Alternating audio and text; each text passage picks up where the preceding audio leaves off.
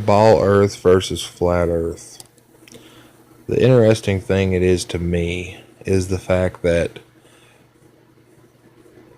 they think that we're crazy because we believe that the Earth is not a ball hurling through space.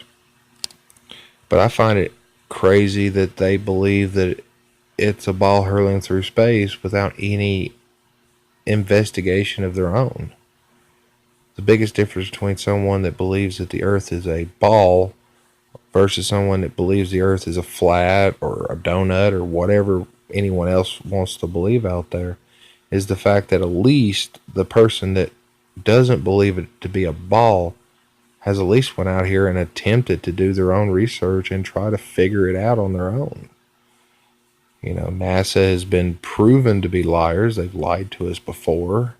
They answer to the government. The government has lied to us before. And in basic terms, how can you trust someone that's an perpetual liar? If they fool you once, shame on you, and all that shit. So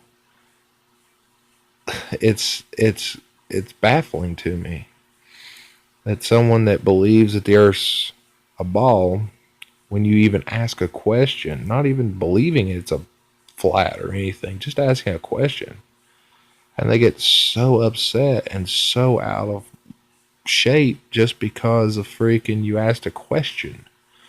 You know, it honestly makes you wonder, why is this so ingrained? You know, none of us have ever seen what the actual Earth looks like.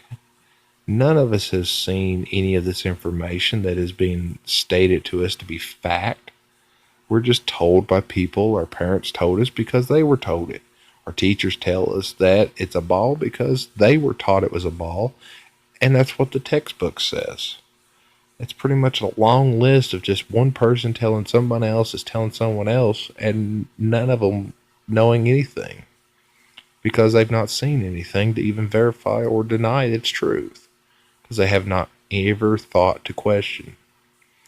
I just asking to question. If you believe in something, then you should have at least some form of answers to be able to explain why you believe in it. I believe in the flat earth because I looked at some experiments, I'd done some experiments, and I came to the determination that it's not a ball by using the 8 inches per mile square math, as they put it. Even if I cut that math in half, just for shits and giggles, it still ended up not fitting the tests and things I were doing. If a boat disappears and you can make it come back into view by looking at a telescope way past what you should, that's a problem. If you go up in an airplane or a hot air balloon or get on a tall mountain and the horizon is at your eye level, then you're not on a ball. Because if you're on a ball, the horizon goes away from you. Now, I'm not a genius. I'm a mechanic.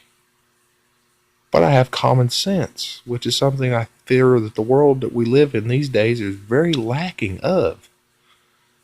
Now, I don't care what you believe, and I'm so in shock that people are so concerned with what I believe. The fact that if you want to believe it and it's a ball, believe it's a ball. I want to believe it's flat, let me believe it's flat. What's the difference between me believing it's flat and being a good mechanic, being able to work on your car, or believing it's a ball and being a good mechanic that can work on your car? At the end of the day, it doesn't change who I am. Not in the mechanical world that I live in. The aspect of who I am or what I believe is my own faith, my own belief system. It doesn't really have anything to do with the rest of the world. I seen the question of the earth being something other. I, prior to that, believed that the earth was a ball hurling through space and didn't understand the science behind that to understand why they say it is. The two things that I've got out of this is, one, I learned to question things So I at least, at a minimum, have an understanding why I believe what I believe. The second thing I've gotten out of this journey that I've been on is the fact that most people don't know their own math. They believe the Earth's a ball, but they don't know that science says that it's spinning at the equator at 1,000 miles per hour, or that we're hurling around the sun at the numbers that they say, and that the sun is hurling through space at the numbers they say, and that all the stars seem to be in the right location still, and that the sun's the correct distance away from the Earth, that the moon looks like it's the same size, and all this other crazy stuff that you kind of have to jump through hoops to understand. And also the fact that everything involves gravity. Why does the water supposedly not fall off the ball? Gravity. Why doesn't the moon fly away from us? Gravity. Why are we rotating this around the sun? Gravity. Why does anything happen? Gravity. Gravity is such a magical thing, it seems. And unlike air, which is also an invisible aspect, they have no clue on what gravity is.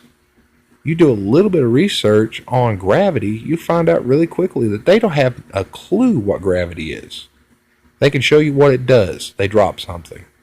But they can't show you what it is. They can't show you any tests, and they can't show you any information on what gravity is made of. Air is invisible, but they can tell you exactly what's in air. You can test and find out what's in air. You can do experiments and make air, take away air, modify air. I've got an oxyacetylene torch. It uses air. All this stuff is testable and provable. But do your research. God bless. Bye.